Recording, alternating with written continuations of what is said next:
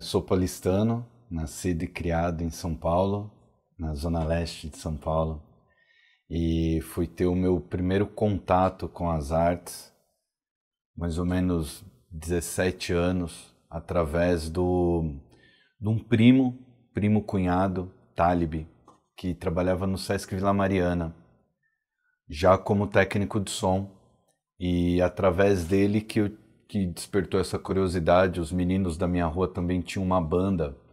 Então eu, por não tocar nenhum instrumento e ver o Talib já indo bem nessa carreira, enfim, eu resolvi chegar junto com ele, me aproximar e daí fui fazer um curso. Nesse curso eu tive a Flávia Calab, que foi a minha professora de microfones e técnicas de microfonação. E eu achei uma aula muito interessante. Foi uma coisa assim que me despertou uma curiosidade. E o Claret me deu esse toque, falou assim, olha, a Flávia tem uma empresa pequena, mas é uma oportunidade, porque ela é professora 28 horas por dia, ela sempre está ensinando. Por que você não conversa com ela? No meio do curso, eu pedi essa chance para a Flávia, de ser estagiário na empresa dela. E ela aceitou. E daí foi aí que realmente eu fui trabalhar no teatro, que foi a inauguração da Sala São Paulo. O primeiro trabalho que eu fui fazer assim, e um trabalho grandioso, que foi uau, caraca, estrutura de som mesmo. Isso virou uma chave dentro da minha cabeça. Eu tive certeza que eu queria fazer isso. Cara, tecnicamente foi uma loucura, porque eu não entendia direito as coisas que tinham que acontecer. Imagina, a Sala São Paulo é gigante, então a gente tinha que passar cabos de 50, 60 metros de comprimento, com a caixa que fala aqui, né? Então eu tinha profissionais do meu lado, imagina, Paulo Tadeu Seminati, esse cara, puta professor. Quando a Flávia dividiu as equipes, que tinha equipe que fazia isso, equipe que fazia aquilo, eu fiquei na equipe do Paulinho. Então eu acho que o universo, de certa forma, conspirou, porque eu fui ficar com os caras que tinham a paciência de explicar. Então a sensação de ver aquilo tudo funcionando, depois de, sei lá, quase 48 horas de trabalho ininterruptos, direto, trabalhando, sem dormir, é uma sensação muito, muito boa, né? Como se fosse uma medalha. Lá eu tive a oportunidade de estudar na UCLA com som, né, áudio, inglês com som. E isso foi muito interessante. Lá eu percebi que, na verdade, o equipamento que eles têm lá é o mesmo que a gente usa aqui. Não muda nada, o Brasil não perde nada, né? O que eles têm mais lá é disciplina, remuneração adequada e experiência, né? Eles fazem isso há muito tempo. E quando eu resolvi voltar dos Estados Unidos, eu já voltei acertado com a Flávia Calab, que foi quando ela ganhou a primeira licitação para sonorizar o Teatro Municipal. Então ela tinha um contrato de 4 anos pela frente e estava formando uma equipe para basicamente ficar fixa no teatro. E aí essa foi a minha volta quando eu realmente ingressei no teatro. E aí sim, ela ganhou por 2 vezes o direito de sonorizar o Teatro Municipal, então foram quase 10 anos. A gente fazia tudo o que acontecia no teatro, desde ópera até quarteto de cordas, os corais, tudo, dança, muita dança, graças a Deus, muita dança. Eu fiz minha faculdade no Teatro Municipal, porque sem dúvida a música erudita é uma escola. E eu não sabia nada de erudito, eu aprendi no Teatro Municipal.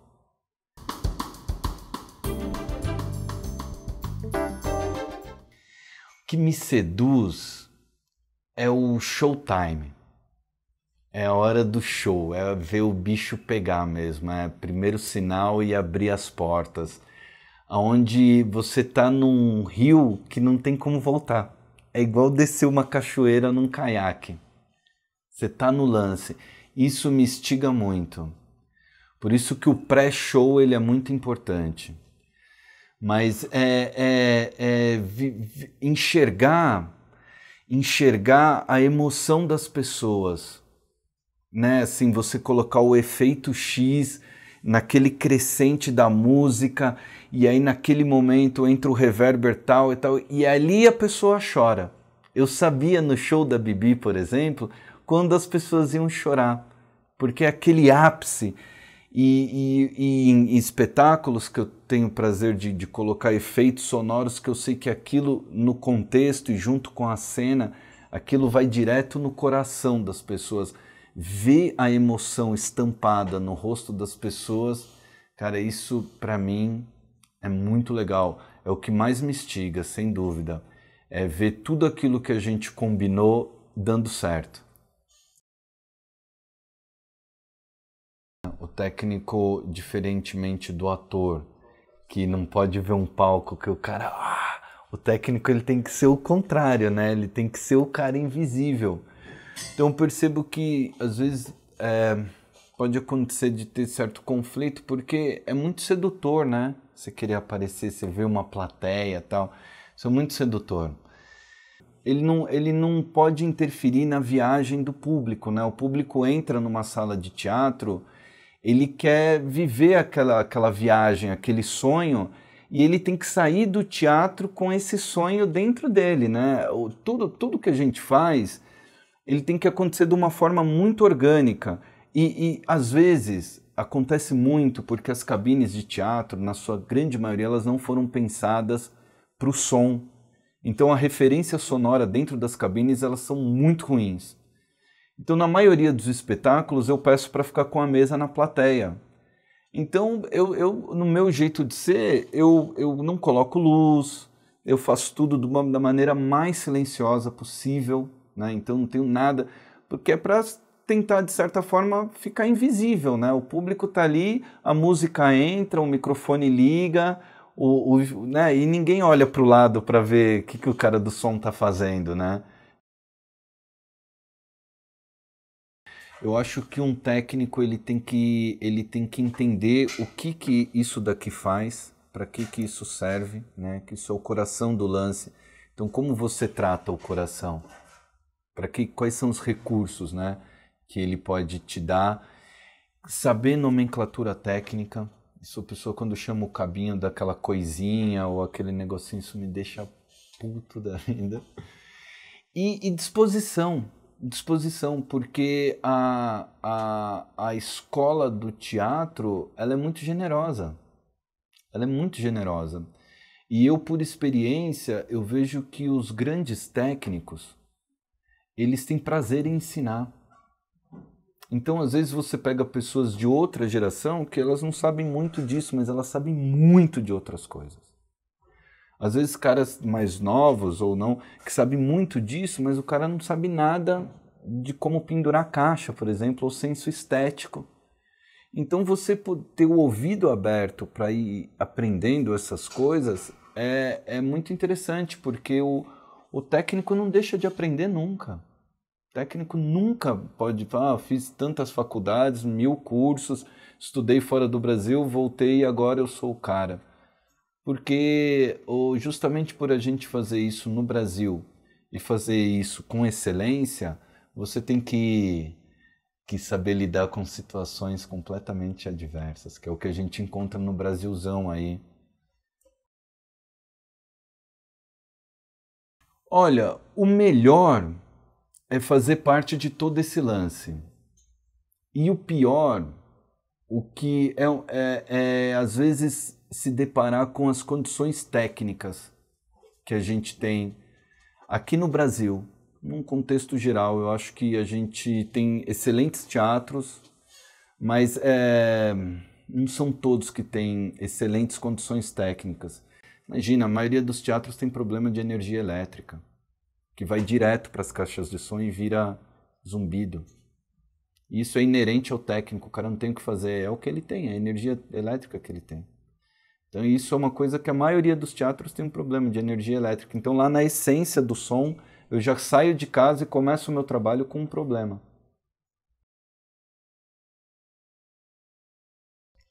Eu peguei a mudança do analógico pro digital. Tudo, mudou tudo. Mudou uma chave na cabeça, mudou o jeito de fazer. As mesas de som, elas eram gigantes, né? A gente tinha do lado dela o rack de periféricos, que ali você tinha os processadores, os efeitos, os equalizadores, os delays, tudo ali, tudo analógico. Você ia no botãozinho, um por um, e aí se você tinha um show e outra pessoa ia entrar com outro show, você tinha que fletar a mesa inteira, deixar ela zerada para o cara entrar e marcar num papel como é que era. Hoje em dia você tem tudo isso aqui dentro, né? Um computador. O computador tomou conta. Então no som foi uma mudança muito radical. As pessoas entenderam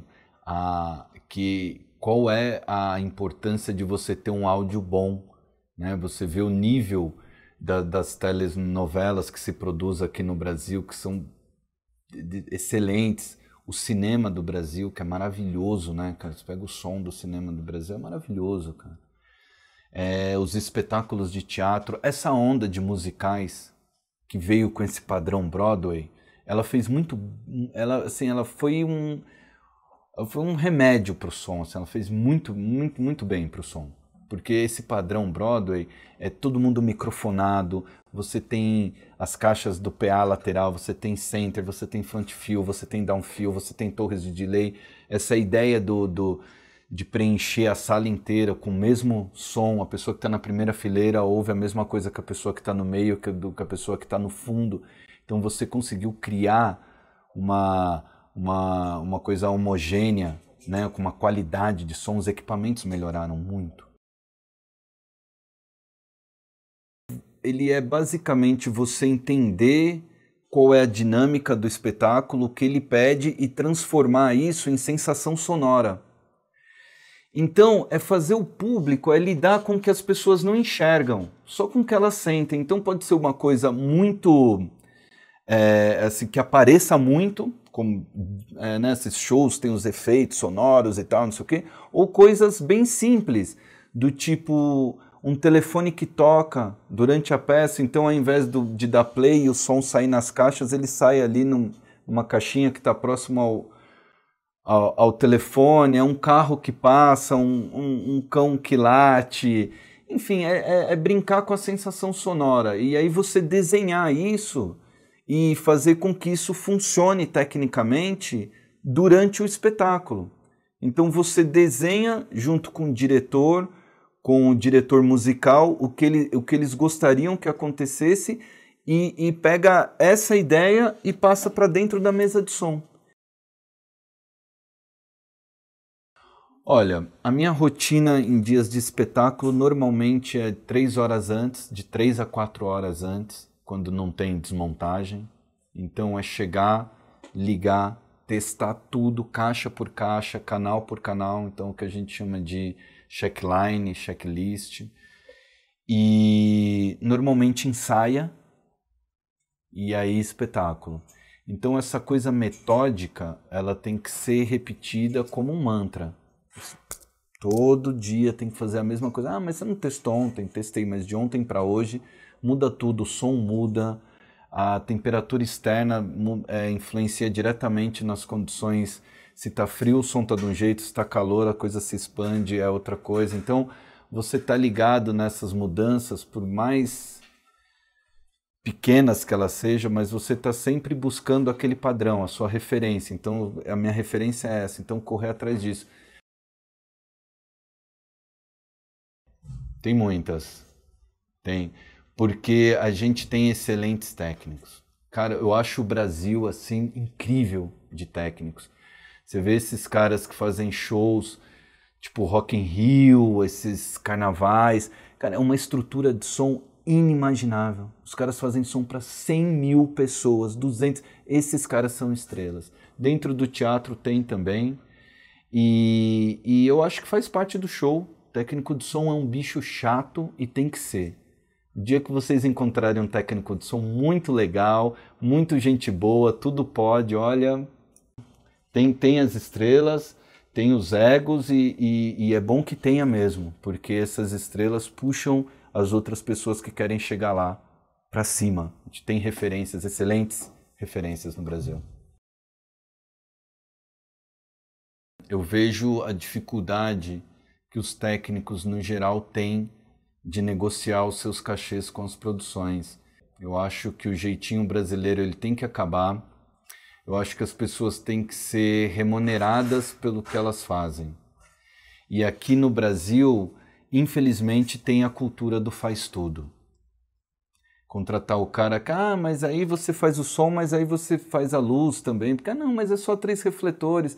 E aí, na verdade, a gente sabe que tem muitas produções que elas conseguem captar a grana pro cara da luz, pro cara do som, aí faz um pacotão com uma pessoa só, que acaba não faz direito, não paga direito. E eu acho que tá melhorando, cara. Eu vejo a coisa melhorar, mas ainda é muito difícil você ter que convencer um produtor que você é bom, por exemplo. O cara sabe a tua história e tal, mas na hora de te pagar ele chora, tal. Então eu acho que essa coisa tinha que ser mais padronizada para as pessoas terem uma segurança financeira.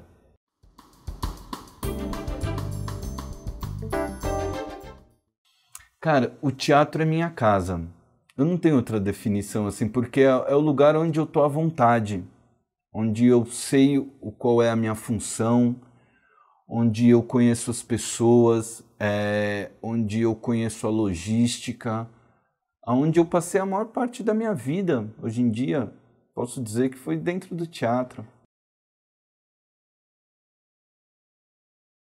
Por exemplo, esse espetáculo Masterclass teve 72 mil espectadores. Em 3 anos, as pessoas falam, 72 mil pessoas assistiram e se emocionaram. Eu tive a sorte de ficar 4 anos com a Bibi Ferreira. Gente, é uma loucura ver aquela mulher de 93 anos entrando no palco e cantando. E assim, você saber onde as pessoas iam chorar, ver a Dona Bibi ser ovacionada, cantando Frank Sinatra, né, para uma plateia de americanos, e você tá ali, é surreal, cara. Eu não sei explicar direito o que passou, mas é como se fosse uma energia assim dentro do teu corpo e você tá vivendo um sonho. Tá vivendo um sonho, assim, é você ser premiado em vida. Non, rien de rien. Non, je ne regrette rien. Ni le bien, comme m'a fait, ni le mal, au sein m'est bien égal. Non, rien de rien. Non, je ne regrette rien. Eu tive a sorte de trabalhar nas Olimpíadas e nas Paralimpíadas. E fazer uma Paralimpíadas muda a vida de uma pessoa. E aqui no Brasil, foi a primeira vez na história de todas as edições de Olimpíadas que já aconteceu que não se errou o hino de nenhum país. Cara, a gente entrou para a história. Isso foi demais. E como isso foi feito? Da forma que se faz no teatro, roteiro escrito de papel todos os dias, cada um com o seu roteirinho, vídeo, luz, som e uma harmonia que eu só vejo dentro do teatro, que é todo mundo pela obra, sabe? Assim, ficou a cabine técnica nas Olimpíadas virou uma house, mas no sentido house, sabe? Assim, a gente se encontrava para trabalhar e para fazer um show com aquela coisa quente no coração. A gente já viu muito colega namorando durante o espetáculo. Enfim, muita coisa divertida, pessoas se encontrando ali. Eu acho que tem muita verdade no que a gente faz, né? Então, onde tem verdade, a emoção fica à flor da pele. A gente vê coisas incríveis acontecendo nas coxias. Numa ópera, por exemplo, que tem, sei lá, 100 e tantas pessoas, e às vezes tem ali uma soprando, solando no palco, e aí tem 100 pessoas no backstage ali fazendo o negócio subir, a luz acender, o som... É muito louco isso, cara. Isso por si só já é uma história, né? Tem, muitos. Nossa, como tem. Como tem, eu acho que é onde os fantasmas mais gostam de passear no teatro. A gente consegue ter sensações dentro do teatro. Você, além de ter histórias, né, de pessoas que nasceram, pessoas que morreram dentro do teatro, e isso, de certa forma, acho que contagia e criam histórias, eu vejo que a frequência do plano espiritual com esse plano que a gente vive aqui, isso é o que eu acredito, né? Elas são frequências próximas. E que se você tiver com sua energia aberta, os seus olhos abertos, você consegue ver essas frequências se misturarem e formar uma outra coisa. Então, eu quando fiz agora o Masterclass com a Cristiane Torloni, eu cheguei a ver a Callas no palco, cara, algumas vezes, atrás da Cristiane. Nossa, gente, o que é aquilo, né? Você vê um vulto. Eu não sei se é porque a gente está tão envolvido com aquilo que você começa a projetar. Pode ser que sim. Mas, pô, a Dona Bibi, por exemplo, eu e o Márcio, que era o meu companheiro da luz, né? Que a gente teve shows da gente fotografar da cabine e a Dona Bibi não sair na foto. Ficar uma luz, uma única luz, uma luz. Toda a orquestra, o maestro, tudo, e onde ela está. Isso para mim sabe, é um fantasma. É mais que um fantasma, é uma coisa ali, uma entidade que está ali. E cara. E é.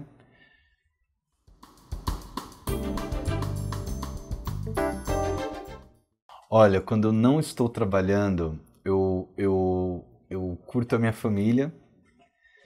Eu vou à praia porque eu adoro a praia. Pego onda quando eu posso.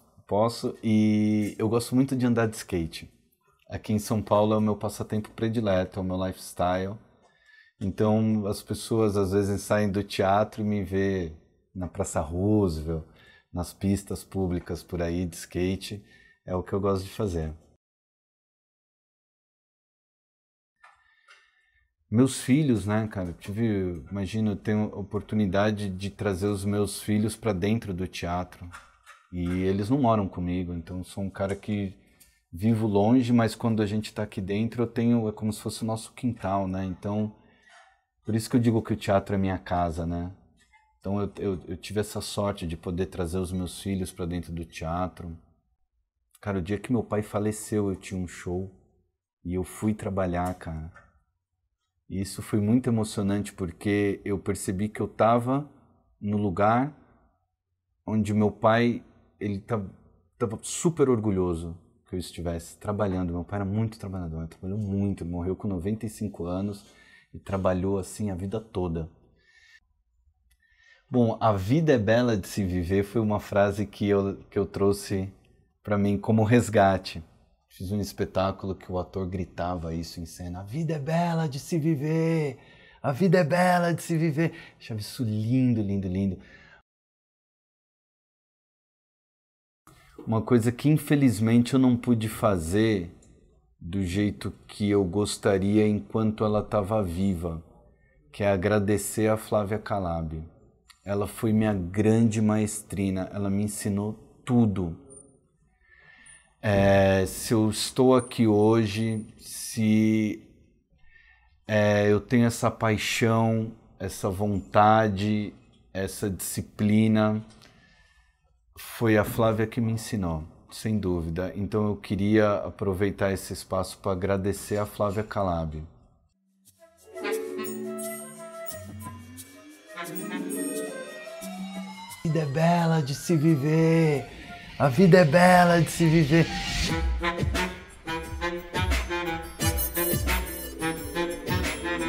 Thank you.